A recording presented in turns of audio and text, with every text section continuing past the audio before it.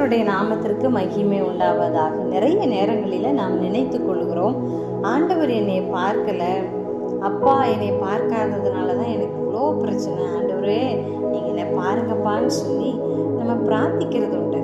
ஆனால் வேத வசனம் சொல்லுகிறது 2 நாளாகமம் 16ஆம் அதிகாரம் 9வது வசனத்தில், கர்த்தருடைய கண்கள் பூமி எங்கும் உலாவி கொண்டிருக்கிறதாம். பிரியமானவர்களே, தேவன் எல்லாரையும், முழு உலகத்தில் இருக்கிற எல்லா மனுஷர்களையும் தேவன் பார்த்து கொண்டிருக்கிறார்.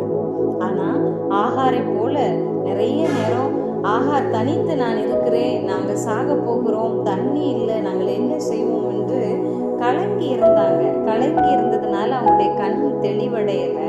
ஆனால் கர்த்தர் அவங்களோடு பேசும் பொழுது அவங்களுடைய கண் திறக்கப்பட்டு அவங்க பக்கத்திலே இருக்கிற அந்த நீரூற்றை பார்த்து அந்த தண்ணியை அவங்க குடித்து ஜீவன் பெற்று பிழைத்து அவங்க வாழ்வடைந்தார்கள்.